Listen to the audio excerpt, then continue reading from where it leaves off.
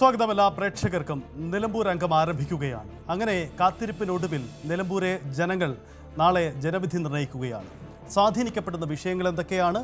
ജനങ്ങൾ ഈ പൊളിറ്റിക്കൽ പാർട്ടികൾ ഏറ്റെടുത്ത അജണ്ടകൾക്കൊപ്പമാണോ അവരുടെ മനസ്സും മുന്നോട്ട് പോയത്? ഏറ്റവും ഒടുവിലും ചർച്ച ചെയ്ത ഈ രാഷ്ട്രീയ വിവാദങ്ങളൊക്കെ ജനങ്ങളെ എത്ര കണ്ട് സ്വാധീനിച്ചു എന്നറിയാനുള്ള കാത്തിരിപ്പാണിനി. കൂടുതൽ മറ്റ് സസ്പെൻസുകൾക്കൊന്നും അടിസ്ഥാനമില്ല. കാരണം ജനങ്ങൾ കാത്തിരിക്കുന്ന ആ പ്രധാനപ്പെട്ട ചോദ്യത്തിലേക്ക് തന്നെയാണ് നമുക്കും പോവേണ്ടത്. കാരണം നാളെ ഈ രാഷ്ട്രീയ കോലാഹലങ്ങൾക്കിടയിൽ നിലമ്പൂരെ ജനങ്ങൾ ജനവിധി എഴുതുകയാണ്. ആ ജനവിധി ആരെ വീഴ്ത്തും, ആരെ വാഴിക്കും എന്ന പ്രധാനപ്പെട്ട ചോദ്യം കൂടിയാണ് നമുക്ക് മുന്നിൽ അവശേഷിക്കുന്നത്. എന്താണ് നിലമ്പൂരിൻ്റെ അവസാനഘട്ട രാഷ്ട്രീയം? എന്താണ് ഇവിടുത്തെ സാഹചര്യങ്ങൾ? മണ്ഡലങ്ങളുടെ പൊതുചിത്രം എങ്ങനെയാണ്? പഞ്ചായത്തുകൾ ആർക്കൊപ്പം ചിന്തിക്കും? ഇങ്ങനെയാണ് വിശദമായ പരിശോധനയാണ് വരുന്ന അരമണിക്കൂറിൽ നമ്മൾ ഉദ്ദേശിക്കുന്നത്. എല്ലാ പ്രേക്ഷകർക്കും നിലമ്പൂർ അംഗത്തിലേക്ക് സ്വാഗതം.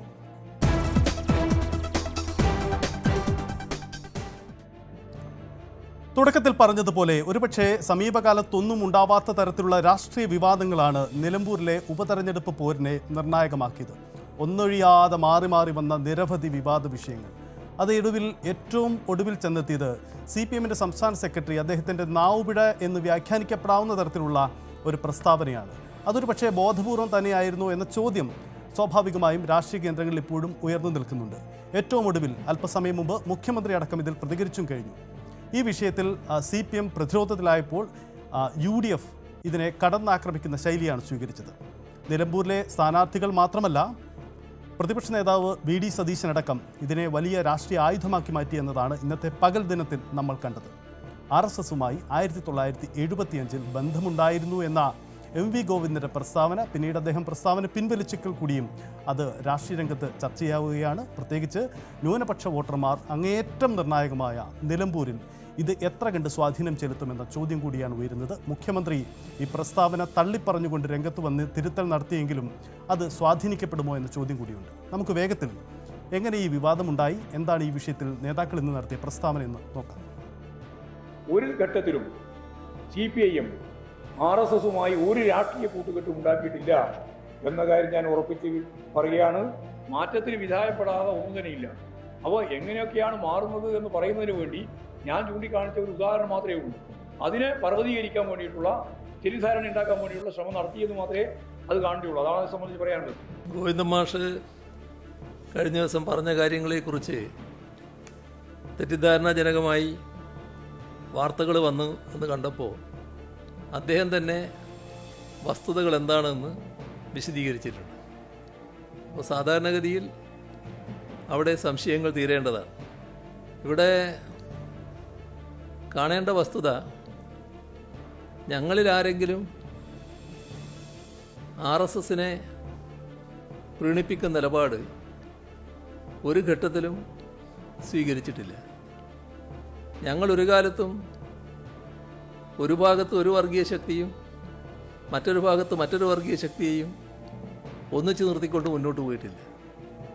ഒരു വർഗീയതയെയും ഒന്നിച്ചു നിർത്താൻ ഞങ്ങൾ തയ്യാറായിട്ടില്ല.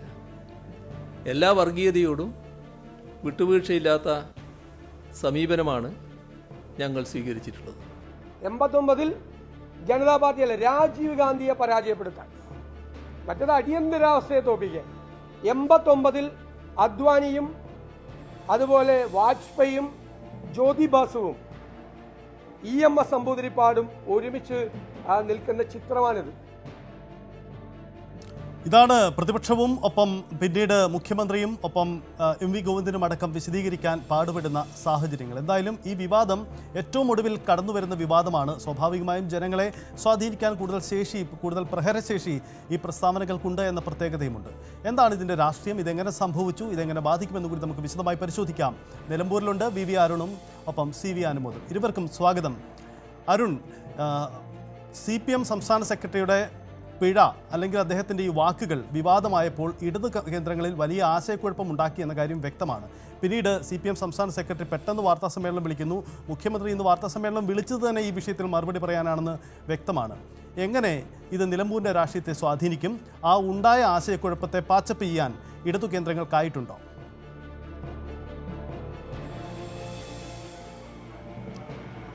സത്യത്തിൽ സമീപകാലത്തെ ഉപതെരഞ്ഞെടുപ്പുകളിൽ നിന്ന് വ്യത്യസ്തമായി നിലമ്പൂർ ഉപതെരഞ്ഞെടുപ്പിൽ CPM-ന്റെ ഇടതുമുന്നണിയുടെ ഭാഗത്ത് നിന്ന് നോക്കുമ്പോൾ ഉണ്ടായിരുന്ന ഒരു ഗുണം കാര്യമായ വിവാദങ്ങൾ ഇടതുമുന്നണിയായിട്ട് ഉണ്ടാക്കിയിട്ടില്ല. മാത്രമല്ല, ഉണ്ടായ വിവാദങ്ങളിൽ അവർ കക്ഷി ചേരുകയോ അല്ലെങ്കിൽ അത് എതിരാളികളെ പ്രതിരോധത്തിലാക്കാനും ആക്രമിക്കാനും മാത്രമാണ് അത് അവർ ഉപയോഗിച്ചത്. പലപ്പോഴും CPM-ന്റെ മുതിർന്ന നേതാക്കളുടെ നാവുപിഴ ഒരു തെരഞ്ഞെടുപ്പിനെ തന്നെ തെരഞ്ഞെടുപ്പ് വിധിയെ നിശ്ചയിച്ച തരത്തിലേക്ക് മാറിയത് നമ്മൾ കഴിഞ്ഞ കാലങ്ങളിൽ കണ്ടതാണ്. പക്ഷേ ഇത്തവണ വളരെ സൂക്ഷ്മതയോടെയായിരുന്നു ഓരോ വിവാദങ്ങളിലും ഓരോ പ്രശ്നങ്ങളിലും CPM നേതാക്കളുടെ പ്രതികരണങ്ങൾ. പ്രത്യേകിച്ചും CPM സ്ഥാനാർത്ഥി M. സ്വരാജ് ആകട്ടെ ഒരു തരത്തിലും വിവാദ വിഷയങ്ങളിൽ നിലപാട് പറയാൻ പോയില്ല. പകരം അദ്ദേഹത്തിൻ്റെ കാര്യങ്ങൾ പറഞ്ഞ് വളരെ പോസിറ്റീവായ ഒരു പ്രചരണ രീതിയാണ് M. സ്വരാജ് മുന്നോട്ട് കൊണ്ടുവന്നത്. പക്ഷേ ഇന്നലെ അല്ലെങ്കിൽ കഴിഞ്ഞ ദിവസം CPM സംസ്ഥാന സെക്രട്ടറി M. വി. ഗോവിന്ദൻ ഒരു മാധ്യമത്തിന് നൽകിയ ഒരു ദൃശ്യമാധ്യമത്തിന് നൽകിയ അഭിമുഖത്തിൽ അദ്ദേഹം പറഞ്ഞത് ഒരുപക്ഷെ യാഥാർത്ഥ്യമായിരുന്നിരിക്കാം, അല്ലെങ്കിൽ അദ്ദേഹം പറഞ്ഞ കാര്യങ്ങൾ പ്രതിഫലിപ്പിക്കാൻ അദ്ദേഹം കഴിയാതെ പോയതാകാം. ഏതായാലും അത് ഈ അവസാന മണിക്കൂറുകളിൽ കോൺഗ്രസിന് UDF ക്യാമ്പിന് വീണ് കിട്ടിയ വലിയൊരു ആയുധമായി മാറി എന്നുള്ളത് വസ്തുതയാണ്. അതിന് കാരണം ജമാഅത്തെ ഇസ്ലാമി ബന്ധത്തിൻ്റെ പേരിൽ കോൺഗ്രസ് UDF വലിയ രീതിയിൽ പ്രതിരോധത്തിലായിരുന്നു നിലമ്പൂർ മണ്ഡലത്തിൽ. അത് വോട്ടിംഗ് പെർസെൻറ്റേജിനെ അല്ലെങ്കിൽ വോട്ടിംഗ് പാറ്റേണിനെ എങ്ങനെ ബാധിക്കുമെന്ന കാര്യത്തിൽ ഇപ്പോൾ വ്യക്തതയില്ല. എങ്കിൽ പോലും അത് പറഞ്ഞ് അവരുടെ സ്ഥാപിക്കാൻ അല്ലെങ്കിൽ അവർക്ക് അത് ന്യായീകരിക്കാൻ തക്കതായ ഒന്നും UDF-ന്റെ പക്കൽ ഉണ്ടായിരുന്നില്ല. ജമാഅത്തെ ഇസ്ലാമി മതരാഷ്ട്രവാദം ഉയർത്തിപ്പിടിക്കുന്ന സംഘടന എന്ന അവരുടെ അസ്തിത്വത്തെ തന്നെ മാറ്റിമറിക്കാൻ UDF-ന്റെ പ്രതിപക്ഷ നേതാവിൻ്റെ ഒരു സ്റ്റേറ്റ്മെൻറ്റ് കൊണ്ട് കഴിയുകയും ചെയ്യുമായിരുന്നു. പക്ഷേ അവിടെ അവർക്ക് ആ പ്രതിരോധത്തിലായി അവർക്ക് ഇടതുമുന്നണിയെ CPM-നെ കടന്നാക്രമിക്കാൻ അവസാന മണിക്കൂർ ലഭിച്ച ഒരു വലിയൊരു ആയുധം തന്നെയാണ് CPM സംസ്ഥാന സെക്രട്ടറിയുടെ പരാമർശം. അദ്ദേഹം പിന്നെ എങ്ങനെ തിരുത്തിയാലും അദ്ദേഹത്തിൻ്റെ ഭാഗത്തു നിന്നുണ്ടായ ഒരു നീക്കം CPM-നെ അക്ഷരാർത്ഥത്തിൽ അവസാന മണിക്കൂറുകളിൽ പ്രതിരോധത്തിലാക്കി. അവിടെ ഏറ്റവും പ്രധാനപ്പെട്ട ചോദ്യമാണ് ഇത് മുഴുവൻ വോട്ടർമാരിലേക്കും എത്തിക്കാൻ UDF-ന് കഴിയുമോ? ഈ അവസാന മണിക്കൂറുകളിൽ അതിനുള്ള ഒരു വലിയൊരു പ്രഹരശേഷി ഈ വിവാദത്തിൽ ഉണ്ടാകുമെന്ന ചോദ്യം പ്രസക്തമാണ്. അത് മറികടക്കാനാണ് അല്ലെങ്കിൽ ആ പ്രഹരശേഷിയുടെ ആഘാതം കുറയ്ക്കാനാണ് ഇന്ന് പിന്നീട് ഒരു ഇടപെടൽ ഉണ്ടായത്. M. വി. ഗോവിന്ദനെ വാർത്താ സമ്മേളനം വിളിച്ച് എന്താണ് താൻ പറയാൻ ഉദ്ദേശിച്ചത്? അതിനു മുമ്പ് വളരെ മനോഹരമായി ഇന്ന് രാവിലെ CPM-ന്റെ സ്ഥാനാർത്ഥി M. സ്വരാജ് എന്താണ് ഇതിൻ്റെ വിവാദവും ചരിത്രവും എന്നൊക്കെ വളരെ വ്യക്തമായി തന്നെ പ്രതിപാദിച്ചിരുന്നു. അതിനുശേഷം M. വി. ഗോവിന്ദൻ വീണ്ടും വാർത്താ സമ്മേളനം വിളിക്കുന്നു. A. വിജയരാഘവൻ വാർത്താ സമ്മേളനം വിളിച്ച് വീണ്ടും ഇക്കാര്യങ്ങൾ പറഞ്ഞു. അപ്പുറത്തേക്ക് VV പ്രകാശിൻ്റെ വീട്ടിലേക്ക് UDF സ്ഥാനാർത്ഥിക്ക് പോകാൻ കഴിയാത്ത കാര്യം വീണ്ടും എടുത്തിടുന്നു. അങ്ങനെ ഈ പറ്റിയ ആഘാതത്തിൽ നിന്ന് തിരിച്ചു കയറാൻ ശ്രമങ്ങൾ നടത്തുന്നു. ഏറ്റവും ഒടുവിൽ മുഖ്യമന്ത്രി പിണറായി വിജയൻ തന്നെ ഇതിനുവേണ്ടി മാത്രം വാർത്താ സമ്മേളനം വിളിച്ചു. അദ്ദേഹത്തിനും വളരെ കാര്യങ്ങൾ വ്യക്തമായിരുന്നു. അതായത് ഈ ജമാഅത്തെ ഇസ്ലാമി ബന്ധം UDF-നെ പ്രതിരോധത്തിലാക്കിയിട്ടുണ്ടെന്ന നേട്ടം രാഷ്ട്രീയമായി നിലമ്പൂരിൽ ഇടതുമുന്നണിക്കുണ്ടാകുമെന്ന് മനസ്സിലായി കഴിഞ്ഞു. പക്ഷേ അതിനിടയിലുണ്ടായ ഈ ഒരു തിരിച്ചടി മറികടക്കാനാണ് മുഖ്യമന്ത്രിയുടെയും വാർത്താ സമ്മേളനം. RSS-നോടുള്ള ജനതാ പാർട്ടിയുടെയും ആ ജനസംഘത്തോടെയും ഒക്കെയുള്ള അന്നത്തെ പാർട്ടിയുടെയും ഇപ്പോഴത്തെ പാർട്ടിയുടെയും സമീപനം വളരെ വ്യക്തമായി തന്നെ മുഖ്യമന്ത്രി പറയുന്നു. ഒരു തരത്തിലുള്ള ആശയക്കുഴപ്പവും ജനങ്ങൾക്ക് വേണ്ട എന്ന് സ്ഥാപിക്കാനാണ് മുഖ്യമന്ത്രി ശ്രമിച്ചത്. പക്ഷെ അപ്പോഴും പ്രതിപക്ഷം ഇത് കിട്ടിയ സമയം കൊണ്ട് എത്രത്തോളം മാരകായുധമാക്കി ഇത് മാറ്റിയെന്നത് വോട്ടിംഗ് പാറ്റേണിൽ നമുക്ക് മനസ്സിലാകും. ഏതായാലും പ്രതിപക്ഷത്തിന് ഈ അവസാന മണിക്കൂർ കിട്ടിയ വലിയൊരു ആയുധം തന്നെയാണ് ഈ CPM-ന്റെ സംസ്ഥാന സെക്രട്ടറിയുടെ വാക്കുകൾ. അതിൽ നിന്ന് കരകയറാൻ വലിയൊരു അളവിൽ CPM ശ്രമിക്കുന്നുണ്ടെങ്കിലും എത്രത്തോളം അത് സാധ്യമാകും, എത്രത്തോളം ആളുകൾക്ക് ഈ ഒരു ആശയക്കുഴപ്പം ഉണ്ടാകുമെന്നൊക്കെ വരുന്ന മണിക്കൂറുകളിൽ നമുക്ക് വ്യക്തമാകും. അത് വോട്ട് എണ്ണി തുടങ്ങുമ്പോഴാകും അല്ലെങ്കിൽ വോട്ട് എണ്ണി കഴിയുമ്പോഴാകും. യെസ്, അത് തന്നെയാണ് അരുൺ പ്രധാനപ്പെട്ട കാര്യം. എന്തായാലും ഇത് വ്യക്തമാവേണ്ട കാര്യമാണ്. കാരണം ഇത് ജനങ്ങളെ എത്ര കണ്ട് സ്വാധീനിക്കുമെന്നത് ഒരു സസ്പെൻസ് ആണ് ഇപ്പോഴും. എന്തായാലും നാളെ പോളിംഗ് ബൂത്തിലെത്തുമ്പോൾ 23-ന് വോട്ട് എണ്ണുമ്പോൾ അതിലൊരു വ്യക്തത ഉണ്ടാകുമെന്ന് തന്നെ കരുതാം. പക്ഷേ പാച്ചപ്പ് ചെയ്തു എന്ന ഇടത് പ്രതീക്ഷകൾ എത്ര കണ്ട് വിജയിക്കുമെന്നതും പ്രസക്തമായ കാര്യമാണ്. ഇനിയും നിലമ്പൂരിലെ ജനങ്ങൾ വോട്ടർമാർ പോളിംഗ് ബൂത്തിലേക്ക് എത്തുമ്പോൾ എന്തൊക്കെയാണ് ജനങ്ങളെ സ്വാധീനിക്കാൻ പോകുന്ന പ്രധാനപ്പെട്ട വിഷയങ്ങൾ? മുന്നണി നേതൃത്വങ്ങൾ ഏറ്റെടുത്ത അജണ്ടകൾക്കൊപ്പമാണോ ഇവിടുത്തെ വോട്ടർമാർ നിന്ന് എന്നടക്കമുള്ള കാര്യങ്ങൾ നമുക്ക് വിശദമായി പരിശോധിക്കാം. അതിനു മുമ്പ് നിലമ്പൂരിൻ്റെ ഒരു പൊതുചിത്രം അത് വളരെ പ്രസക്തമാണ്. അതിലേക്ക് വരുമ്പോൾ നിലമ്പൂരിൽ നാളെ ജനവിധി എഴുതാൻ പോകുന്ന വോട്ടർമാരുടെ എണ്ണം 2,32,381 പേരാണ്. ഇതിൽ പുരുഷന്മാർ 1,13,613 പേർ, വനിതാ വോട്ടർമാർ 1,18,760 പേർ, ട്രാൻസ്ജെൻഡേഴ്സ് 8 പേർ. ഇതാണ് നാളെ ജനവിധി നിർണ്ണയിക്കാൻ പോകുന്ന പോളിംഗ് ബൂത്തിലേക്ക് എത്തുന്ന വോട്ടർമാരുടെ ആകെ ചിത്രം. ഇതാണ് നിലമ്പൂരിൻ്റെ ഇപ്പോഴത്തെ ഒരു സാഹചര്യം. മറ്റൊന്ന്, ഈ പുതിയ വോട്ടർമാരുടെ അടക്കമുള്ള കണക്കുകളിലേക്ക് കൂടി പോകുമ്പോൾ നിലമ്പൂരിൽ പുതിയ വോട്ടർമാർ 7,787, പ്രവാസി വോട്ടർമാരുടെ എണ്ണം 373, സർവീസ് വോട്ടർമാർ 324, പോളിംഗ് ബൂത്തുകളുടെ എണ്ണം 263. ഇതാണ് ചിത്രം. ഇതിൽ ശ്രദ്ധിക്കേണ്ട ഒരു കാര്യം നമുക്ക് പരാമർശിച്ചു പോവേണ്ടത്, നിലമ്പൂരിൽ ജനവിധി നിർണ്ണയിക്കുന്ന ഈ വോട്ടർമാരിൽ ഒരുപക്ഷെ ഏറ്റവും അധികം പ്രത്യേകതയുള്ള വോട്ടർമാർ ഈ സൂചിപ്പിക്കുന്ന പുതിയ വോട്ടർമാർ 7,787. ഇവർ കഴിഞ്ഞ തെരഞ്ഞെടുപ്പിന് ശേഷം കൂട്ടിച്ചേർക്കപ്പെട്ട വോട്ടർ പട്ടികയിലേക്ക് പുതിയതായി കടന്നു വന്ന വോട്ടർമാരാണ്. ഇവരെ സ്വാധീനിക്കാൻ പോകുന്ന വിഷയങ്ങൾ എന്തൊക്കെയാണെന്നത് പ്രധാനപ്പെട്ടതാണ്. കാരണം മുമ്പ് അവർ വോട്ടവകാശം വിനിയോഗിച്ചവരല്ല, അവർക്ക് സ്ഥാനാർത്ഥികളെ അത്ര കണ്ട് പരിചയമല്ല. ഈ എന്തായാലും പ്രചരണ കോലാഹലങ്ങൾക്കൊക്കെ ഒടുവിൽ അവർക്ക് അത് പരിചയപ്പെട്ടിട്ടുണ്ടാവാം. അവരെടുക്കാൻ പോകുന്ന നിലപാട് ഇക്കാര്യത്തിൽ നിർണായകമാവുന്ന പ്രത്യേകത കൂടിയുണ്ട്. CV അനുമോദുണ്ട്. അനുമോദ്, നിലമ്പൂരിലെ വോട്ടർമാരുടെ കണക്ക് പരിശോധിക്കുമ്പോൾ 7787 എന്ന പുതിയ വോട്ടർമാരുണ്ട്. ഇതിൽ പ്രവാസി വോട്ടർമാരുടെ എണ്ണം 373. അവരെ നമുക്ക് തൽക്കാലം മാറ്റിവെച്ചേക്കാം, അവരൊരു ഫാക്ടർ ആവുന്നതല്ല. 7787 എന്ന പുതു വോട്ടർമാർ, കന്നി വോട്ടർമാർ നാളെ ഈ അവർ പോളിംഗ് ബൂത്തിലേക്ക് എത്തുമ്പോൾ അവർ എത്ര കണ്ട് സ്വാധീനിക്കപ്പെടുമെന്ന സ്വാഭാവിക ചോദ്യമുണ്ട്. അവർക്ക് മുന്നിലേക്ക് ഈ രാഷ്ട്രീയ പാർട്ടികളുടെ പതിവ് അജണ്ടകൾ വരുമോ, അതല്ലെങ്കിൽ പുതു രക്തം അവർ ഈ അജണ്ടകൾക്കപ്പുറം ജനങ്ങളെ ബാധിക്കുന്ന വിഷയങ്ങൾക്കൊപ്പം നിൽക്കുമോ? നിലമ്പൂരിനെ നിർണായകമാക്കുക ഈ വോട്ടർമാർ തന്നെയായിരിക്കുമോ?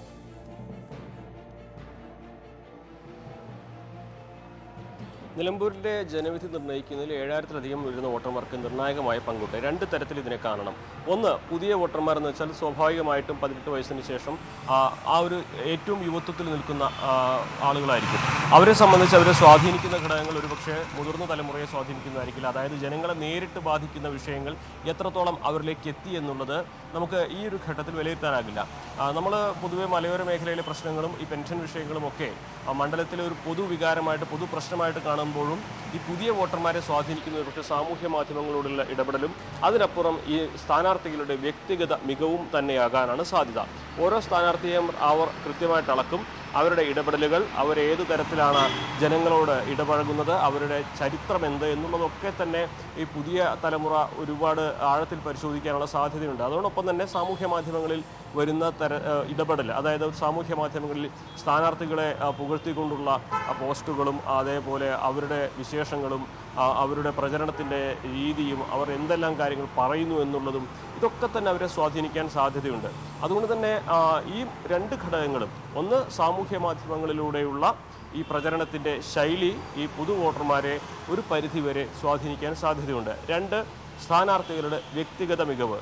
അത് രാഷ്ട്രീയത്തിനപ്പുറം ഓരോ സ്ഥാനാർത്ഥിയും ആരാണ് എന്താണ് എന്ന് അവർ കൃത്യമായിട്ട് മനസ്സിലാക്കാനുള്ള ഒരു സാധ്യത കാണുന്നുണ്ട്.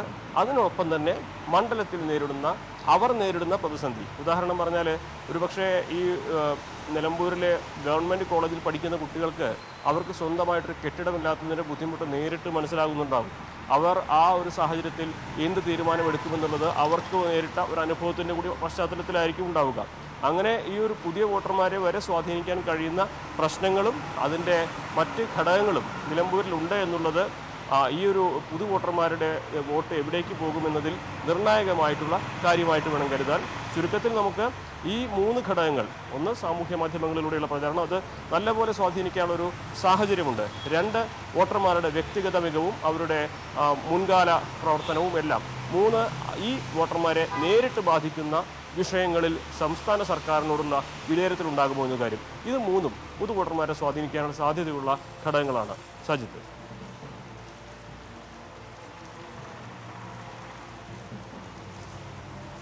700 പരം വരുന്ന ഈ വോട്ടർമാരാണ് നിർണായകമാവുന്ന കാര്യം. ഇനി നമുക്ക് പരിശോധിക്കേണ്ടത് നിലമ്പൂർ മണ്ഡലത്തിന് ഉണ്ടായ ഒരു കാതലായ മാറ്റമാണ്. 2000-ന് മുമ്പും 2000-ന് ശേഷവും എന്ന നിലമ്പൂർ മണ്ഡലത്തെ നമുക്ക് രണ്ടായി തിരിക്കാം. കാരണം സാഹചര്യങ്ങൾ അങ്ങനെയായിരുന്നു.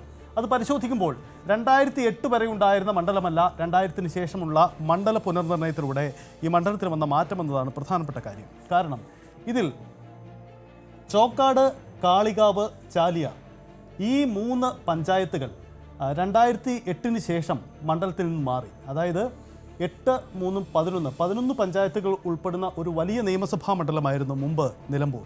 പക്ഷേ പിന്നീട് സംഭവിച്ചത് ആ രീതിയിൽ തന്നെ മാറ്റമുണ്ടായി. അതായത് ചോക്കാട്, കാളികാവ്, ചാലിയാർ എന്ന അതിസ്ട്രോങ് ആയ UDF മണ്ഡലങ്ങൾ മറ്റു മണ്ഡലങ്ങളിലേക്ക് മാറിപ്പോയി എന്നതാണ് യഥാർത്ഥത്തിൽ നിലമ്പൂരിന് സംഭവിച്ച വലിയൊരു രാഷ്ട്രീയ മാറ്റം. 2008-ന് ശേഷം സംഭവിച്ചത് പോത്തുകൽ, വഴിക്കടവ്, എടക്കര, കരുളായി, അമരമ്പലം, മൂത്തേടം, നിലമ്പൂർ, ചുങ്കത്തറ ഇങ്ങനെ 8 ഇടങ്ങളിലായി. അതായത് ഇതിൽ നിലമ്പൂർ മുനിസിപ്പാലിറ്റിയാണ്, ബാക്കി 7 ഇടങ്ങളും പഞ്ചായത്തുകളാണ്. ഇതുൾപ്പെടുന്ന ഒരിടമായി 2008-ന് ശേഷം ഈ മണ്ഡല പുനർനിർണയത്തിലൂടെ ഈ മണ്ഡലത്തിൽ മാറ്റമുണ്ടായി. ഇതോടുകൂടി സംഭവിച്ചത് ആര്യാടൻ മുഹമ്മദ് ഏറ്റവും വലിയൊരു ശക്തി ദുർഗമായി നിലമ്പൂരിൽ നിന്നിരുന്ന വ്യക്തി, 6 തെരഞ്ഞെടുപ്പുകളിൽ തോൽവിയറിയാതെ മുന്നോട്ട് പോയിക്കൊണ്ടിരുന്ന വ്യക്തി, പക്ഷേ 2011 ആയപ്പോഴേക്കും ആ തിരിച്ചടി കൃത്യമായി തന്നെ പ്രകടമായി എന്നതാണ് കാര്യം. കാരണം ചോക്കാട്, കാളികാവ്, ചാലിയാർ എന്നീ പഞ്ചായത്തുകൾ ഇവിടുന്ന് പോയതോടുകൂടി മണ്ഡലത്തിൻ്റെ സ്വഭാവത്തിൽ കാര്യമായ മാറ്റം സംഭവിച്ചു. ഇതോടുകൂടി ഇതൊരു ഇടതുപക്ഷ ആഭിമുഖ്യം പൊതുവെ പ്രകടിപ്പിച്ചു തുടങ്ങി എന്നതാണ് പിന്നീട് സംഭവിച്ച കാര്യമെന്നതാണ് വസ്തുത. ഇത് തുടർന്ന് വന്ന തെരഞ്ഞെടുപ്പുകളിലെല്ലാം യഥാർത്ഥത്തിൽ സംഭവിച്ചിട്ടുണ്ട് എന്നതും വസ്തുതയാണ്. നമുക്ക് എന്താണ് സംഭവിച്ചത് എന്ന കാര്യം കൂടി പരിശോധിക്കാം. അനുമോദ്, ഒരു കാര്യം കൂടി ഉള്ളത്, ഈ മണ്ഡലത്തിൽ വന്ന കാതലായ മാറ്റം 2008 ശേഷം വന്ന കാതലായ മാറ്റം യഥാർത്ഥത്തിൽ UDF എന്ത് നഷ്ടമാണ് ഉണ്ടാക്കിയിട്ടുള്ളത്? കാരണം 2011 തെരഞ്ഞെടുപ്പിൽ ആര്യാടൻ മുഹമ്മദിൻ്റെ ഭൂരിപക്ഷം 20,000-ൽ പരം ഭൂരിപക്ഷം നേടിയിരുന്ന വ്യക്തി 2011 അതായത് ഈ മണ്ഡല പുനർനിർണയത്തിന് ശേഷമുള്ള തെരഞ്ഞെടുപ്പിൽ 5000 വോട്ടുകളുടെ ഭൂരിപക്ഷത്തിലേക്ക് കുത്തനെ താഴ്ന്നുപോയി. അപ്പോൾ തന്നെ ആര്യാടന് അപകടം മണത്തിരുന്നു എന്ന് വേണോ മനസ്സിലാക്കാൻ?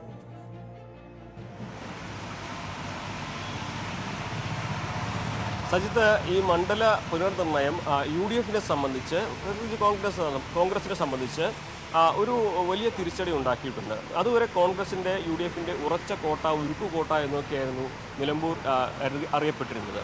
അവിടെ നിന്നാണ് ചോക്കാടും കാളികാവും ചാലിയാറും, ചോക്കാടും കാളികാവും വണ്ടൂരിലേക്കും ചാലിയാർ ഏറനാടിലേക്കും മാറിയത്. അങ്ങനെ ഈ നിലമ്പൂരിലെ പ്രധാനപ്പെട്ട UDF-ന്റെ 3 ശക്തിദുർഗങ്ങൾ മറ്റ് 2 മണ്ഡലങ്ങളിലേക്ക് പോയതോടെ മറ്റ് 8 പഞ്ചായത്തുകളിൽ LDF-ന് ഒപ്പം പിടിക്കാൻ കഴിയുന്ന ഒരു സാഹചര്യം വന്നു എന്ന് വേണം കരുതുവാൻ. അവിടെ മറ്റൊരു കാര്യം കൂടി ശ്രദ്ധേയമാണ്. അതിനു മുൻപ്, ഈ മണ്ഡല പുനർനിർണയത്തിന് മുൻപ് ഈ 3 പഞ്ചായത്തുകളിൽ ഉണ്ടായിരുന്ന UDF-ന്റെ വോട്ടുകളും 2011 ആര്യാടൻ മുഹമ്മദ് മത്സരിച്ചപ്പോൾ അവിടെ കിട്ടിയ വോട്ടുകളും താരതമ്യം ചെയ്യുമ്പോൾ അത് വ്യത്യാസം മനസ്സിലാകും. അതായത് 5000 വോട്ടുകൾ മാത്രമാണ്, 5000-ൽ പരം വോട്ടുകൾക്ക് മാത്രമായിരുന്നു ആര്യാടൻ മുഹമ്മദിൻ്റെ ജയം. അതിനൊപ്പം തന്നെ ആ തെരഞ്ഞെടുപ്പിൽ ചോക്കാടും കാളികാവും ചാലിയാറിലും UDF നേടിയ വോട്ടുകൾ, UDF-ന് നേടിയ ഭൂരിപക്ഷ വോട്ടുകൾ കൂടി പരിശോധിച്ചു കഴിഞ്ഞാൽ അന്നത്തെ ആര്യാടൻ മുഹമ്മദിൻ്റെ വിജയം പഴയ രീതിയിലാണെങ്കിൽ അത് 15,000-ന് മുകളിൽ പോകുന്ന സാഹചര്യം ഉണ്ടായേനെ. അതായത് UDF-ന്റെ വോട്ട് ബാങ്കിൽ വലിയ ഒരു ഇടിവ്, വലിയ ഒരു പ്രതിസന്ധി ഈ ഒരു മണ്ഡല പുനർനിർണയം തീർത്തിട്ടുണ്ട് എന്നുള്ളത് വലിയ പ്രസക്തമായ ഒരു കാര്യമാണ്. ഇപ്പോഴും ആ 3 പഞ്ചായത്തുകളിൽ UDF-ന് നല്ല സ്വാധീനമുണ്ട്. പക്ഷേ LDF-ഉം പലപ്പോഴും പഞ്ചായത്ത് തിരഞ്ഞെടുപ്പിൽ അവിടെ ഒപ്പം പിടിക്കുന്നുണ്ട്. അതിന് UDF-ലെ ഭിന്നതയും ഒരു കാരണമാണ് ആ മണ്ഡലങ്ങളുടെ കാര്യങ്ങൾ നോക്കുമ്പോൾ. ഇനി നിലമ്പൂരിലെ ഇപ്പോഴുള്ള പഞ്ചായത്തുകളിലേക്ക് വന്നു കഴിഞ്ഞാൽ ഇപ്പോൾ തുല്യമാണ് ബലാബലം എന്ന് നമുക്ക് ഈ പഞ്ചായത്തുകൾ ഭരിക്കുന്ന ആ ഒരു സാഹചര്യം നോക്കിയാൽ പറയാൻ കഴിയും. നിലമ്പൂരും പോത്തുകല്ലും അതുപോലെ തന്നെ അമരമ്പലവും കരുളായിയും ഇവിടെയൊക്കെ കൃത്യമായിട്ട് LDF-നൊരു ആധിപത്യം നമുക്ക് കാണാൻ കഴിയും. പക്ഷേ വഴിക്കടവ്, എടക്കര, ചുങ്കത്തറ, അതിന് പുറമെ മൂത്തേടം, ഇതൊക്കെ UDF-ന്റെ നിയന്ത്രണത്തിൽ അല്ലെങ്കിൽ UDF-ന് മേൽക്കൈയുണ്ട് എന്ന് അവർ അവകാശപ്പെടുന്ന മേഖലയാണ്. മൂത്തേടമൊക്കെ നമുക്ക് UDF-ന്റെ കോട്ട എന്ന് തന്നെ പറയാം. ലീഗിന് ഏറ്റവും അധികം വോട്ടുള്ള ഒരു മേഖല കൂടിയാണ് മൂത്തേടം. അവിടെ ഇപ്പോൾ നിലമ്പൂരിലെ ഈ പഞ്ചായത്ത് തലങ്ങളിലെ പ്രതീക്ഷ വെച്ച് നോക്കുമ്പോൾ UDF-നെ സംബന്ധിച്ച് നിലമ്പൂർ നഗരസഭയിൽ കഴിഞ്ഞ തവണ അവർ ഏറെ പിന്നിൽ പോയെങ്കിലും ഇത്തവണ ലീഡ് പിടിക്കാം എന്നൊരു പ്രതീക്ഷ അവർ പങ്കുവെക്കുന്നുണ്ട്. അതിന് പുറമെ വഴിക്കടവും എടക്കരയിലും ചുങ്കത്തറയിലും മൂത്തേടത്തും അവർക്ക് വലിയ പ്രതീക്ഷയുണ്ട്. ഈ ഒരു സാഹചര്യത്തിൽ LDF-നെ സംബന്ധിച്ച് അമരമ്പലവും കരുളായിലും അതിനു പുറമെ പോത്തുകല്ലും അവർ പ്രതീക്ഷ വയ്ക്കുന്ന 3 പഞ്ചായത്തുകളാണ്. അത്തരത്തിൽ കണക്ക് കൂട്ടി നോക്കുമ്പോൾ UDF-ന്റെ പ്രതീക്ഷ 10,000-ലധികം വോട്ടുകൾക്ക് മുകളിലുള്ള ഒരു വിജയമാണ്. LDF-നെ സംബന്ധിച്ച് അവർ മറ്റൊരു കണക്ക് കൂടി ഇതിനൊപ്പം പറയുന്നുണ്ട്. ഇവിടെയുള്ള വാർഡുകളുടെ എണ്ണം വെച്ച് നോക്കുമ്പോൾ 3 സീറ്റിൻ്റെ വ്യത്യാസം മാത്രമാണ് നിലമ്പൂർ മണ്ഡലത്തിൽ LDF-ഉം UDF-ഉം തമ്മിലുള്ളത്. അതുകൊണ്ട് തന്നെ ഒരു ബലാബലത്തിൽ തുല്യമാണ്, ഒപ്പമാണ് എന്ന് LDF അവകാശപ്പെടുന്നുണ്ട്. എങ്ങനെ നോക്കിയാലും ഒരു 5000-ലധികം വോട്ടുകളുടെ അല്ലെങ്കിൽ ഒരു നാരോ മാർജിനുള്ള വിജയമെങ്കിലും. ശരി അനുമോദ്, നമുക്ക് ഈ പഞ്ചായത്ത് അടിസ്ഥാനത്തിലുള്ള യഥാർത്ഥത്തിൽ പഞ്ചായത്ത് അടിസ്ഥാനത്തിലുള്ള മുന്നണികളുടെ സാധ്യത നമുക്ക് ഒന്നുകൂടി വിശദമായി പരിശോധിക്കാം. അതിനു മുമ്പ് കഴിഞ്ഞ 3 തെരഞ്ഞെടുപ്പുകളിലെ നിലമ്പൂരിലെ വോട്ടിംഗ് ശതമാനവും സാഹചര്യം കൂടി പരിശോധിക്കാം. 2011 77.79%, 2016 വരുമ്പോൾ 78.67%, 2021 അത് 76.81% എന്നതിലേക്ക് പോകുന്നു. അതായത് പൊതുവിൽ ഭേദപ്പെട്ട പോളിംഗ് രേഖപ്പെടുന്ന ഇടമായിരുന്നു നിലമ്പൂർ എന്നതാണ് ഈ ചിത്രം തെളിയിക്കുന്നത്. അതായത് സാഹചര്യങ്ങൾ വ്യത്യസ്തമാണെങ്കിൽ കൂടിയും ആ പോളിംഗ് ആ രീതിയിൽ തന്നെ ഉണ്ടായി എന്ന് വേണം മനസ്സിലാക്കാൻ. 2021 ഏറ്റവും ഒടുവിൽ നടന്ന തെരഞ്ഞെടുപ്പിൽ 76, അതായത് കോവിഡ് പോലെയുള്ള വലിയ പ്രതിസന്ധിക്കിടയിൽ നടന്ന തെരഞ്ഞെടുപ്പിലും 76.81% വോട്ടർമാർ വോട്ട് രേഖപ്പെടുത്തി എന്നതാണ് പ്രധാനപ്പെട്ട കാര്യം. ബി അരുണുണ്ട്. അരുൺ, നാളത്തെ സാഹചര്യം നമുക്കറിയാം. ഒരു ഉപതെരഞ്ഞെടുപ്പ് എന്നത് ജനങ്ങൾക്ക് ഒരുപക്ഷെ വിമുഖത കാട്ടാൻ ഉള്ള ഒരു കാരണമാവാം. പക്ഷേ കാടടച്ചുള്ള വലിയ പ്രചരണം, വലിയ രാഷ്ട്രീയ വിവാദങ്ങൾ, നിർണായക രാഷ്ട്രീയ സാഹചര്യങ്ങൾ, നിയമസഭാ തെരഞ്ഞെടുപ്പിന് തൊട്ട് മുമ്പുള്ള തെരഞ്ഞെടുപ്പ്, ഇങ്ങനെ പല പ്രത്യേകതകളും ഈ ഉപതെരഞ്ഞെടുപ്പിനുണ്ട്. അതുകൊണ്ട് പോളിംഗ് ശതമാനത്തിൽ ഒരു വർധനവിനാണോ സാധ്യത, അതല്ലെങ്കിൽ 2021 ഈ കണക്കിൽ നിന്നും പിന്നോട്ട് പോകുമോ? എന്ത് പ്രതീക്ഷിക്കണം?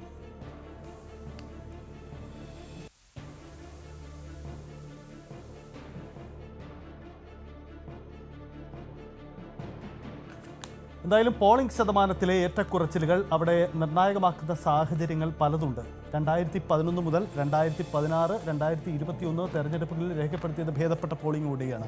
അരുണ്, ഈ 2021 76.81 എന്ന ഭേദപ്പെട്ട പോളിംഗ്, മികച്ച പോളിംഗ് എന്ന് തന്നെ പറയാം, ആ പോളിംഗ് കൂടുതൽ രേഖപ്പെടുത്താനാണോ സാധ്യത, അതോ പോളിംഗ് ശതമാനത്തിൽ കുറവ് വരുമോ? എന്താണ് നിലമ്പൂരിൻ്റെ ഒരു സാഹചര്യം?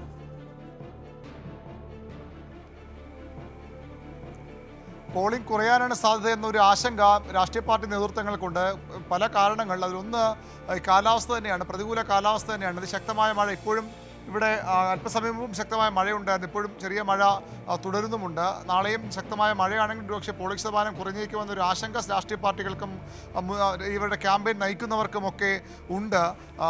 പക്ഷേ മറ്റൊരു കാര്യമുള്ളത് ഉപതെരഞ്ഞെടുപ്പാണ്. ഉപതെരഞ്ഞെടുപ്പിൽ സാധാരണ പൊതുതെരഞ്ഞെടുപ്പിനെ പോലെ അത്ര ആവേശത്തോടു കൂടി ആളുകൾ വോട്ട് ചെയ്യാൻ എത്താറില്ല. പലരും പുറത്തുള്ള ആളുകളുമൊക്കെ ഉപതെരഞ്ഞെടുപ്പിനായി വോട്ട് ചെയ്യാൻ എത്തുക അത്ര എളുപ്പമുള്ള കാര്യവുമല്ല. അതുകൊണ്ട് പോളിംഗ് ശതമാനം കുറഞ്ഞേക്കുമെന്നൊരു ആശങ്കയുണ്ട്. പക്ഷേ സയ്യിദ് സൂചിപ്പിച്ച പോലെ ഒരു 23-24 ദിവസം എല്ലാ വീടുകളും കയറിയിറങ്ങി ഓരോ 3 മുന്നണികളുടെയും പ്രവർത്തകർ ആ രീതിയിലുള്ള പ്രചരണം നടത്തിയിട്ടുണ്ട്. അതുകൊണ്ട് പരമാവധി തങ്ങളുടെ വോട്ടുകൾ കൊണ്ടുവരാൻ അവർ ശ്രമിക്കും. ഈ നിഷ്പക്ഷ വോട്ടുകളും അങ്ങനെയുള്ള വോട്ടുകളും ആകാം ഒരുപക്ഷെ അത്ര പെട്ടെന്ന് ബൂത്തുകളിലേക്ക് എത്താൻ മടിക്കുന്നത്. രാഷ്ട്രീയ പാർട്ടികളുടെ കോർ വോട്ടുകൾ അവർ ഏതായാലും ബൂത്തുകളിൽ എത്തിക്കുമെന്ന് ഉറപ്പാണ്. അതിനപ്പുറത്തേക്കുള്ള അനുഭാവി വോട്ടുകളും മറ്റു വോട്ടുകളും ഏത് തരത്തിൽ ഇവിടേക്ക് എത്തുമെന്ന കാര്യത്തിലാണ് മുന്നണികൾക്ക് ആശങ്കയുള്ളത്. വോട്ടിംഗ് ശതമാനം കുറയാനുള്ള സാധ്യതയാണ് നമുക്ക് ഈ ഘട്ടത്തിൽ ചൂണ്ടിക്കാണിക്കാനാകുന്നത്. ശരി, എന്തായാലും പോളിംഗ് ശതമാനത്തിൽ കുറവ് വരുമെന്നതാണ് അരുൺ റിപ്പോർട്ട് ചെയ്യുന്ന കാര്യം. പക്ഷേ അങ്ങനെയെങ്കിൽ ഈ ഇത്ര അധികം കാടടച്ചു നടന്ന പ്രചരണങ്ങൾ ജനങ്ങൾ ഏറ്റെടുത്തില്ല എന്ന് പ്രതീക്ഷിക്കാം. ചിലപ്പോൾ ഈ നിലമ്പൂരിൻ്റെ നഗരമേഖലയ്ക്ക് അപ്പുറത്തേക്ക് കിടുമ്പോൾ ഈ പ്രാദേശികമായി ജനങ്ങൾക്ക് പങ്കുവയ്ക്കുന്ന ഒരു വികാരം, എന്തിനിപ്പോൾ ഉപതെരഞ്ഞെടുപ്പ്, ഇതിൻ്റെ ആവശ്യമുണ്ടായിരുന്നു എന്ന ചോദ്യവും സംശയവും ഉന്നയിക്കുന്ന ജനങ്ങളും അവിടെയുണ്ട്. ഒരുപക്ഷെ അങ്ങനെ വിമുഖത കാട്ടുന്നവരുണ്ടെങ്കിൽ ഒരുപക്ഷെ പിന്നോട്ട് നിന്നേക്കാം. കാരണം ഇത് സംസ്ഥാന ഭരണത്തെ നിർണ്ണയിക്കുന്ന തെരഞ്ഞെടുപ്പല്ല. അതുകൊണ്ട് സ്വാഭാവികമായും ഈ ജനപ്രതിനിധിക്ക് വെറും 9 മാസം 8 മാസം മാത്രമേ കാലാവധിയും ഉണ്ടാവുകയുള്ളൂ. ആ ചോദ്യങ്ങളൊക്കെ ജനങ്ങളെ ഒരുപക്ഷെ സ്വാധീനിച്ചിരിക്കാം. അങ്ങനെയെങ്കിൽ അത് ഈ ജയപരാജയ സാധ്യതകളിലേക്ക് കൂടി സ്വാധീനിക്കപ്പെടുമെന്ന പ്രത്യേകത കൂടിയുണ്ട്. ഇനി നമുക്ക് നിലമ്പൂരിൻ്റെ കഴിഞ്ഞകാല തെരഞ്ഞെടുപ്പ് ഫലം ഒന്ന് പരിശോധിക്കാം. 2011 എന്താണ് സംഭവിച്ചത്? 2011 മത്സരിച്ചിരുന്ന വ്യക്തി ആര്യാടൻ മുഹമ്മദാണ്. ആര്യാടൻ മുഹമ്മദിന് 66,333 വോട്ടുകൾ കിട്ടുന്നു. ഇടതുമുന്നണി സ്ഥാനാർത്ഥിയായിരുന്ന തോമസ് മാത്യു, അദ്ദേഹത്തിന് 60,733 വോട്ടുകൾ കിട്ടുന്നു. NDA സ്ഥാനാർത്ഥിയായി മത്സരിച്ച വ്യക്തിക്ക് 4,425 വോട്ടുകൾ കിട്ടുന്നു. ഭൂരിപക്ഷം ശ്രദ്ധിക്കണം, 5,598 വോട്ടുകൾ മാത്രം. അതായത് നിലമ്പൂർ കുത്തകയായി കൊണ്ട് നടന്നിരുന്ന ആര്യാടൻ മുഹമ്മദിന് ആദ്യമായി അടിതെറ്റുന്ന സൂചനകൾ ലഭ്യമാവുന്ന തെരഞ്ഞെടുപ്പായിരുന്നു 2011 എന്നതാണ് ശ്രദ്ധിക്കേണ്ട കാര്യം. സംഭവിച്ചത് മണ്ഡല പുനർനിർണയം അപ്പോഴേക്കും പൂർത്തിയായിരുന്നു എന്നതാണ് സാഹചര്യം. അതിനുശേഷം നടന്ന തെരഞ്ഞെടുപ്പിൽ ആര്യാടൻ മുഹമ്മദിൻ്റെ ഭൂരിപക്ഷം 5,598 വോട്ടിലേക്ക് കുത്തനെ താഴ്ന്നു എന്നതാണ് സാഹചര്യം. പക്ഷേ എന്നാലും വിജയിച്ച് കയറാൻ കഴിഞ്ഞു. പക്ഷേ അപകടം അപ്പോൾ തന്നെ ആര്യാടൻ മണത്തിരുന്നു എന്നാണ് സാഹചര്യം. അനുമോദ്, വേഗത്തിൽ വേണ്ട ഒരു കാര്യം, ഈ ഭൂരിപക്ഷം കുറവിനെ മണ്ഡല പുനർനിർണയം എന്ന ഒറ്റ കാരണം മാത്രമേ അന്ന് UDF കണ്ടെത്താൻ കഴിഞ്ഞിരുന്നുള്ളൂ. എന്തായിരുന്നു അന്ന് സംഭവിച്ചത്?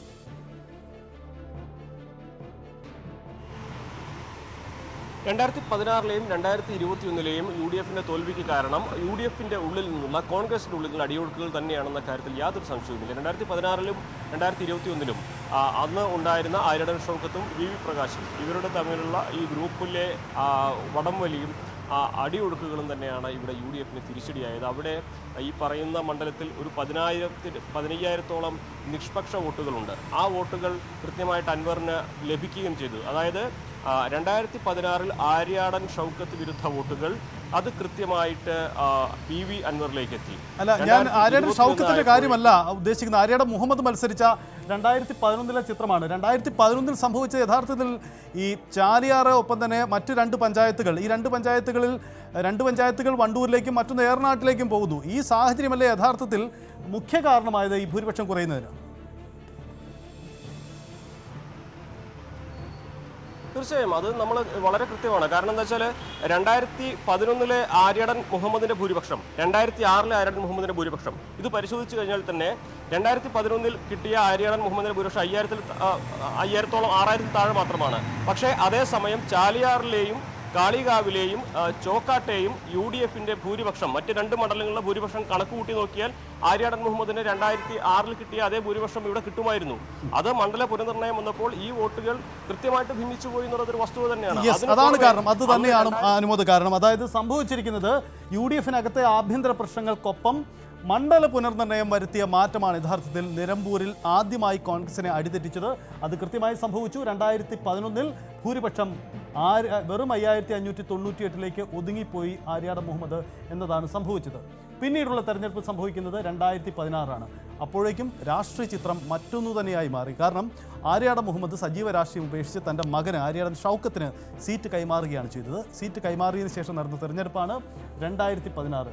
അവിടെ ഇടതുമുന്നണി സ്ഥാനാർത്ഥിയെ എത്തിയത് PV അൻവറാണ്. ഒപ്പം ആര്യാടൻ ഷൗക്കത്ത് UDF-ന് വേണ്ടി മത്സരിക്കുന്നു എന്നാണ് സാഹചര്യം.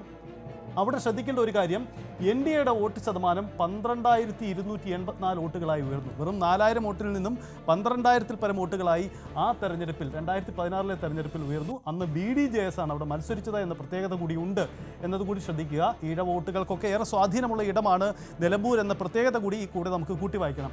ഒരു കാര്യം വ്യക്തമാണ്, PV അൻവറിന്റെ ഭൂരിപക്ഷം അന്ന് സംഭവിച്ചത് 14,504. തൻ്റെ പിതാവിൻ്റെ മണ്ഡലം നിലനിർത്താൻ ആര്യാടൻ ഷൗക്കത്തിന് കഴിയാതെ പോയത് പാർട്ടിയിലെ ആഭ്യന്തര പ്രശ്നങ്ങൾക്കൊപ്പം മണ്ഡല പുനർനിർണയത്തോടെ ആ മണ്ഡലത്തിൻ്റെ ഘടനയിൽ തന്നെ ഉണ്ടായ മാറ്റം കൂടിയായിരുന്നു എന്ന ഒരു പ്രധാനപ്പെട്ട കാര്യമുണ്ട്. അതാണ് 2016-ൽ സംഭവിച്ചത് എന്നതാണ്. അവിടെ അങ്ങനെയാണ് PV അൻവർ ഒരു വലിയ തേരോട്ടം നടത്തുകയും 11,504 വോട്ടുകളുടെ ഭൂരിപക്ഷത്തിൽ അവിടെ നിന്ന് വിജയിച്ചു കയറുന്ന സാഹചര്യവും ഉണ്ടായത്. ഇനി നമുക്ക് പരിശോധിക്കേണ്ടത് ഏറ്റവും ഒടുവിലെ നിയമസഭാ തെരഞ്ഞെടുപ്പ് നിലമ്പൂരിൽ 2021-ൽ എന്ത് സംഭവിച്ചു എന്ന് കൂടി നോക്കാം. അപ്പോഴാണ് ആ മണ്ഡലത്തിൻ്റെ യഥാർത്ഥ ചിത്രം കൂടി നമുക്ക് വ്യക്തമാവുന്നത്. നോക്കുക, PV അൻവർ വിജയിച്ചെങ്കിലും ഭൂരിപക്ഷം 2,700 വോട്ടുകൾ മാത്രം.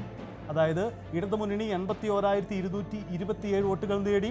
അവിടെ BV പ്രകാശ്, UDF-ന്റെ സ്ഥാനാർത്ഥിയായി വന്ന, കോൺഗ്രസിന് മുമ്പ് സീറ്റ് നിഷേധിക്കപ്പെട്ട BV പ്രകാശ് 78,527 വോട്ടുകൾ നേടുന്നു.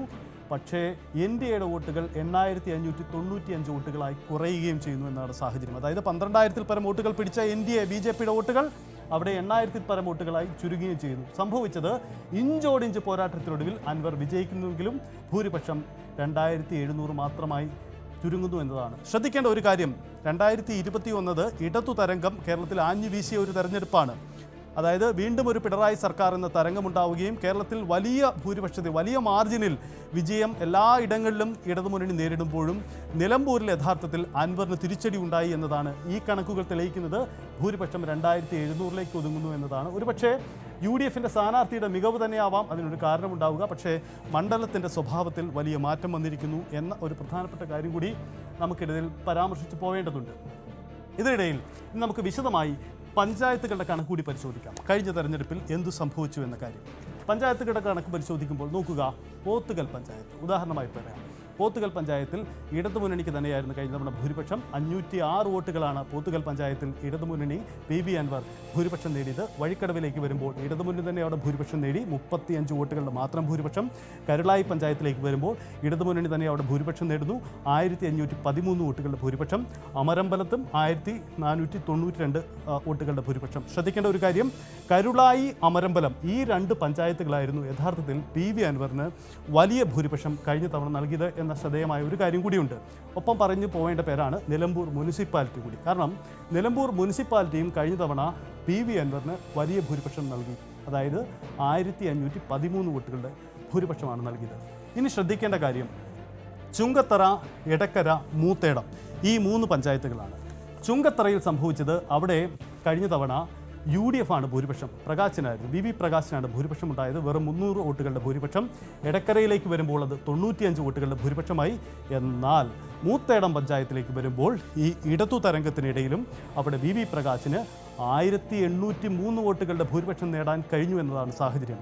അതായത് ചുങ്കത്തറ, എടക്കര, മൂത്തേടം എന്നീ 3 പഞ്ചായത്തുകൾ UDFിൻ്റെ ഉറച്ച കോട്ടകളായി 2021 നിലനിന്നിരുന്നു എന്നതാണ് സാഹചര്യം. അത് പ്രത്യേകം പരാമർശിച്ചു പോകേണ്ട ഒരു കാര്യം കൂടിയാണ്. അരുൺ, ഒരു പ്രധാനപ്പെട്ട കാര്യം ഈ കണക്കിൽ നിന്നും ഉയരുന്നുണ്ട്. ഇത്തവണ ഇടതു മുന്നണിക്ക് ഈ കണക്കുകളിൽ നിലനിർത്തണമെങ്കിൽ ഒരു പ്രധാനപ്പെട്ട ചോദ്യം കൂടി ഉയർന്നു വരുന്നുണ്ട്. കാരണം പോത്തുകൽ, വഴിക്കളവ്, കരുളായി, അമരമ്പലം പോലെയുള്ള ഇടതുപക്ഷത്തിന് വലിയ സ്വാധീന ശക്തിയുണ്ടെന്ന് അവർ വിശ്വസിക്കുന്ന ആ ഇടങ്ങളിൽ, ആ പഞ്ചായത്തുകളിൽ, നിലമ്പൂർ മുനിസിപ്പാലിറ്റി അടക്കം ഇടതുപക്ഷത്തിന് കഴിഞ്ഞ തവണത്തെ പോളിംഗ് ശതമാനം നിലനിർത്താൻ കഴിയുമോ, ആ ഭൂരിപക്ഷം നിലനിർത്താൻ കഴിയുമോ എന്ന ചോദ്യമാണ്. അവിടെയാണ് അൻവർ ഫാക്ടർ ഉണ്ടാവുന്നത്. അൻവറിന് മാത്രം ലഭിച്ച വോട്ടുകളാണോ ഇത്, അതല്ലെങ്കിൽ ഇടതുപക്ഷത്തിൻ്റെ രാഷ്ട്രീയ വോട്ടാണോ എന്ന പരീക്ഷണം കൂടി ഈ തെരഞ്ഞെടുപ്പിൽ ഉണ്ടാവുന്നു എന്നതാണ്. ഇത് സംബന്ധിച്ച ഒരു കണക്കെടുപ്പ് ഇടതുമുന്നണിക്കുണ്ടോ?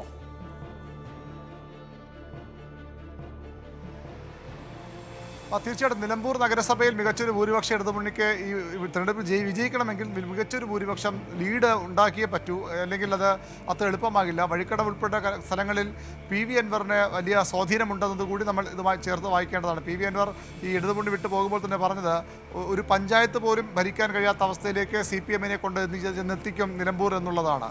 അതിനുള്ള സ്വാധീനം തനിക്കുണ്ടെന്ന് അൻവർ വിശ്വസിക്കുമ്പോൾ സ്വാഭാവികമായും PV അൻവർ പിടിക്കുന്ന വോട്ടുകൾ ഇടതുമുന്നണിയിൽ നിന്ന് കൂടി ആകുമെന്ന് ഉറപ്പാണ്. ആ PV അൻവർ പിടിക്കുന്ന വോട്ടുകൾ ഇടതുമുന്നണിയുടെ കോർ വോട്ടുകൾ എങ്കിലും അവർക്ക് മുന്നണി സ്ഥാനാർത്ഥിയിലേക്ക് CPM സ്ഥാനാർത്ഥിയിലേക്ക് എത്തിക്കാൻ കഴിഞ്ഞാൽ മാത്രമേ അവർക്ക് മുന്നോട്ട് പോരാനാകൂ എന്നുള്ളത് വ്യക്തമാണ്. അവിടെ ഏതെങ്കിലും ഈ CPM സ്വാധീന മേഖലയിൽ, കാരണം മൂത്തേടം പോലുള്ള പഞ്ചായത്തുകളിൽ മൃഗീയ ഭൂരിപക്ഷം സാധാരണഗതിയിൽ UDF ലഭിക്കാറുള്ളതാണ്. അത് ഇത്തവണയും മാറ്റമുണ്ടാകാൻ ഇടയില്ല. കാരണം ലീഗിൻ്റെ സ്വാധീന മേഖലകളിൽ മികച്ച ഭൂരിപക്ഷം ഉറപ്പിക്കേണ്ടത് അവരുടെ കൂടി രാഷ്ട്രീയ ഉത്തരവാദിത്തമായി അവർ ഏറ്റെടുത്തതാണ്. അതുകൊണ്ട് തന്നെ CPM-നെ സ്വാധീന മേഖലകളിൽ ഏതെങ്കിലും തരത്തിലുള്ള വോട്ട് ചോർച്ച ഉണ്ടായാൽ അത് തിരഞ്ഞെടുപ്പിലെ സാധ്യതകളെ അവർ വലിയ രീതിയിൽ ബാധിക്കുമെന്ന് ഉറപ്പാണ്. അത് ഉറപ്പിക്കാനാണ് CPM ആദ്യം ശ്രമം നടത്തിയതെന്നാണ് നമുക്ക് ലഭിക്കുന്ന, അവർ സംസാരിക്കുമ്പോൾ മനസ്സിലാകുന്ന കാര്യം. കാരണം സ്വാധീന മേഖലകളിൽ പരമാവധി വോട്ട്, അത് ഭൂരിപക്ഷം വർദ്ധിപ്പിക്കണം. പ്രത്യേകിച്ചും പോത്തുകൽ പഞ്ചായത്തിലുമൊക്കെ സ്വരാജിൻ്റെ ജന്മനാടാണ്, വലിയ ആവേശം അവിടെ പൊതുവിൽ തെരഞ്ഞെടുപ്പ് പ്രവർത്തനത്തിലുണ്ടായിരുന്നു. അത്തരം സ്ഥലങ്ങളിൽ പരമാവധി ഭൂരിപക്ഷം, പരമാവധി ലീഡ് ഉയർത്തുക. അതുകൊണ്ട് മറ്റ് UDF സ്വാധീന മേഖലകളിൽ നിന്ന് വരുന്ന ലീഡ് മറികടക്കുക, ലീഡുമായി അല്ലെങ്കിൽ പിടിച്ചു നിൽക്കുക. മൂത്തേടത്തൊക്കെ വലിയ ലീഡ് വരുമ്പോൾ സ്വാഭാവികമായും മറ്റ് സ്വാധീന മേഖലയിലെ ലീഡ് കൊണ്ട് അതിനെ വലിയ ദോഷം ചെയ്യാതെ മെയിൻറ്റെയിൻ ചെയ്യുക എന്നതാണ് CPM-ൻ്റെ ലക്ഷ്യം. അത് എത്രത്തോളം സാധിക്കുമെന്ന് കണ്ടറിയണം. അതിനൊപ്പം തന്നെയാണ് സൂചിപ്പിച്ച പോലെ PV അൻവർ ഫാക്ടറും. PV അൻവർ തന്നെയായിരുന്നു കഴിഞ്ഞ 9 വർഷത്തോളം CPM-ൻ്റെ ഒരു മുഖമായി കൂടി ഈ മണ്ഡലത്തിൽ നിറഞ്ഞ വ്യക്തി. അതുകൊണ്ട് അദ്ദേഹത്തിന് ആ രീതിയിലുള്ള സ്വാധീനമുണ്ട്.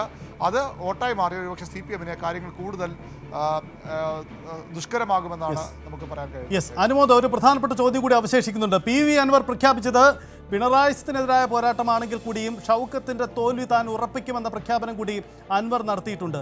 അൻവറിന് ആ ലക്ഷ്യം നടത്തിപ്പിലാക്കണമെങ്കിൽ ഈ 3 പഞ്ചായത്തുകൾ നിർണായകമാണ്. ചുങ്കത്തറ, എടക്കര, മൂത്തേടം ഈ 3 UDF കേന്ദ്രങ്ങളിൽ അൻവറിന് എത്ര കണ്ട് സ്വാധീന ശക്തി ചെലുത്താൻ കഴിയുമെന്നതാണ് ചോദ്യം. അരുൺ പറഞ്ഞു നിർത്തിയിടത്ത് നിന്നും തന്നെ ചോദിക്കുന്നു, ഈ ഇടങ്ങളിലേക്ക് അൻവറിന് എത്ര കണ്ട് കടന്നു കയറാൻ കഴിഞ്ഞിട്ടുണ്ട്? അത്തരമൊരു ക്യാമ്പയിൻ അൻവർ നടത്തിയിട്ടുണ്ടോ അവിടെ? PV അൻവറിൻ്റെ ആദ്യ ദിവസങ്ങളിലെ ക്യാമ്പയിൻ പൂർണ്ണമായിട്ടും വഴിക്കടവ് മേഖല കേന്ദ്രീകരിച്ചായിരുന്നു. വഴിക്കടവ് UDF ഏറ്റവും പ്രതീക്ഷ അർപ്പിക്കുന്ന ഒരു പഞ്ചായത്തായതുകൊണ്ട് തന്നെ ആദ്യ ദിവസങ്ങളിലെല്ലാം അദ്ദേഹം അവിടെ തന്നെയാണ് ക്യാമ്പ് ചെയ്തിരുന്നത്. വഴിക്കടവ് PV അൻവർ നല്ല പോലെ ഒരു വോട്ട് നേടും എന്ന പ്രതീക്ഷ വയ്ക്കുന്ന ഒരു പഞ്ചായത്താണ്. ചുങ്കത്തറ, നമുക്കറിയാം ചുങ്കത്തറയിലെ ഭരണം LDF-ൽ നിന്നും UDF-ലേക്ക് തിരിച്ചെടുത്ത് തന്നെ PV അൻവറിൻ്റെ സ്വാധീനത്തിലാണ്. കൃത്യമായി ചുങ്കത്തറയിലും അൻവറിന് സ്വാധീനമുണ്ട്. UDF-ലും LDF-ലും സ്വാധീനമുണ്ടെങ്കിൽ UDF-ൽ ഒരു പടി കൂടി കടന്ന് ചുങ്കത്തറയിലെ വിധി നിർണ്ണയിക്കുന്നവരെ അല്ലെങ്കിൽ പഞ്ചായത്ത് ഭരണം മാറ്റുന്നവരെ അൻവറിന് സാധിച്ചിട്ടുണ്ട്. അപ്പോൾ അവിടെയും അൻവറിൻ്റെ പ്രവർത്തനം കാര്യക്ഷമമായി പോയിട്ടുണ്ട്. പിന്നെ ഈ UDF-ൻ്റെ കേന്ദ്രങ്ങൾക്ക് അപ്പുറം അൻവർ പ്രവർത്തിച്ച 2 പഞ്ചായത്തുകളുള്ളത്, ഒന്ന് അമരമ്പലമാണ്, മറ്റൊന്ന് പോത്തുകല്ലാണ്. ഈ 2 മേഖലകൾ കേന്ദ്രീകരിച്ചായിരുന്നു അൻവറിൻ്റെ പ്രവർത്തനം കൂടുതലായിട്ടും ഉണ്ടായിട്ടുള്ളത്. അത് ആ മേഖലകളിൽ അമരമ്പലത്തൊക്കെ കഴിഞ്ഞ തവണ LDF-ൽ ലഭിച്ച വോട്ടുകളിൽ ഭൂരിഭാഗവും അൻവർ സ്വന്തം നിലയിൽ ഇത്തവണ എത്ര അതിൽ നിന്ന് നേടുമെന്നുള്ളതാണ് അറിയേണ്ട കാര്യം. എന്നാണെങ്കിലും UDF-ൻ്റെ ശക്തി കേന്ദ്രങ്ങൾ മാത്രം കേന്ദ്രീകരിച്ചായിരുന്നു ആദ്യഘട്ടങ്ങളിൽ അൻവറിന്റെ ക്യാമ്പ് ചെയ്തുള്ള പ്രചരണം. അതിനുശേഷം LDFന്റെ കോട്ടകളിലേക്ക്, അതായത് LDFന്റെ ശക്തി ദുർഗങ്ങളിലേക്കും കൂടി അൻവറിന്റെ പ്രവർത്തനം വ്യാപിപ്പിച്ചിട്ടുണ്ട്. അൻവറിന്റെ പ്രതീക്ഷ അർപ്പിക്കുന്ന വോട്ടുകൾ ഭൂരിഭാഗവും ഇപ്പോഴും വരുമെന്നത് കരുതുന്നത് UDF-ൽ നിന്ന് തന്നെയാണ്. അതുകൊണ്ട് തന്നെ UDF-നായിരിക്കും അൻവർ ഈ ഘട്ടത്തിൽ ഈ പഞ്ചായത്തുകളിൽ കൂടുതൽ വോട്ട് പിടിച്ചാൽ നഷ്ടമുണ്ടാവുക. ചുങ്കത്തറ, ഇടക്കര, മൂത്തേടമടക്കമുള്ള UDF-ന് സ്വാധീന ശക്തിയുള്ള ഇടങ്ങളിൽ കഴിഞ്ഞ തവണ അവർക്ക് വലിയ ഭൂരിപക്ഷം നേടാൻ കഴിഞ്ഞ ഇടങ്ങളിൽ ഇത്തവണ എത്ര കണ്ട് നേട്ടമുണ്ടാക്കാൻ കഴിയും അൻവർ എന്ന ചോദ്യമുണ്ട്. ഒപ്പം UDF ഇതിനപ്പുറം കൂടുതൽ പഞ്ചായത്തുകളിലേക്ക് കടന്നു വരുമോ? പോത്തുകൽ, വഴിക്കടവ്, കരുളായി, അമരമ്പലം പോലെ കരുളായും അമരമ്പലവും വലിയ ഭൂരിപക്ഷം കഴിഞ്ഞ തവണ ഇടതുമുന്നണിക്ക് നൽകിയതാണ്. അവിടങ്ങളിലേക്ക് കടന്നു വരാൻ UDF-നും കഴിയുമോ എന്ന പ്രധാനപ്പെട്ട ചോദ്യമുണ്ട്. എന്നാൽ മാത്രമേ ആര്യാടൻ ഷൗക്കത്തിൻ്റെ വിജയമുണ്ടാവുക. ശ്രദ്ധിക്കുക, ഈ 8 പഞ്ചായത്തുകളിൽ ബഹുഭൂരിപക്ഷവും 2021-ൽ ഇടതുമുന്നണിക്ക് PV അൻവർ എന്ന ഇടതുമുന്നണി സ്ഥാനാർത്ഥിക്ക് പിന്തുണ നൽകിയതാണ്. ആ ഇടത്തേക്ക് കയറി വന്നാൽ മാത്രമേ ഷൗക്കത്തിന് വിജയിക്കാൻ കഴിയൂ. അതാണ് സാഹചര്യം. അപ്പോൾ പോത്തുകലും വഴിക്കടവും കരുളായും അമരമ്പലവും അടക്കം അവിടെ ഇടതുപക്ഷത്തിൻ്റെ ശക്തമായ ആ മേഖലകളിലേക്ക് ഷൗക്കത്തിന് സ്വാധീന ശക്തി ഉണ്ടാവണം. എന്നാൽ മാത്രം അവിടെ വിജയിച്ച് കയറാൻ കഴിയുമെന്നാണ് അവിടുത്തെ തെരഞ്ഞെടുപ്പ് കണക്കുകൾ നൽകുന്ന സൂചനകൾ. എന്തായാലും ജനങ്ങൾക്ക് മുന്നിലാണ് ഇനി തീരുമാനം.